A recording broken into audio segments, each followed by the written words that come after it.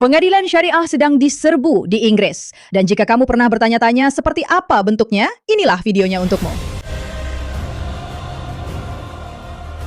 Hello, Pa. Apa yang terjadi? Apakah kami boleh melihat-lihat di pengadilan syariah? Tidak, sebenarnya tidak. Karena kalian harus pergi. Saya akan terpaksa memanggil polisi. Panggil saja polisi. Jangan, tolong, Pak. Teman-teman. Jangan sentuh saya. Teman-teman, Kalian tidak boleh di sini. Tidak, jangan sentuh aku. Teman-teman, Kalian tidak boleh di sini. ini adalah pengadilan syariah. Hanya untuk sehari saja. Kami hanya ingin melihatnya sebentar. Tidak ada yang bisa dilihat, ini hanya kantor biasa. Tolong tunjukkan saja pada kami. Kalian tidak boleh di sini. Ini adalah pengadilan syariah. Masuklah ke dalam pengadilan. Beberapa pria kulit putih, kami sedang merekam pengadilan di properti penjaga. Kami punya berkas rahasia di sini. Mereka tidak boleh di sini. Ini adalah pengadilan syariah.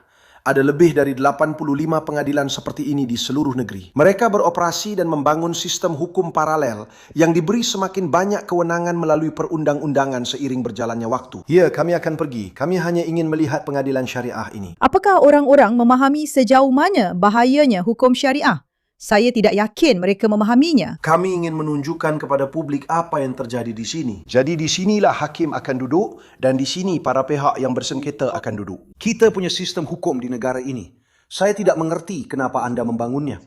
Baik, jangan sentuh saya, tolong. Tolong jangan sentuh saya. Baik, kami akan pergi.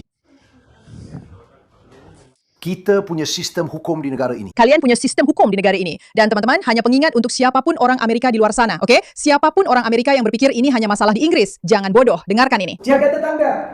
Merawat orang tua adalah bagian dari syariah. Merawat anak-anak juga, itu bagian dari syariah.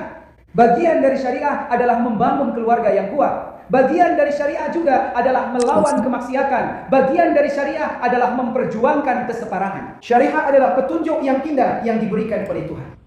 Hanya karena beberapa orang menyalahgunakannya, kita menyalahkan orang-orang itu, bukan konsep syariahnya.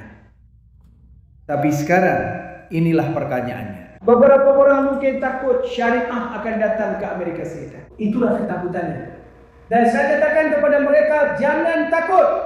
Syariah tidak akan datang ke Amerika Serikat. Dan alasannya syariah tidak akan datang ke Amerika Serikat adalah karena syariah sudah ada di sini.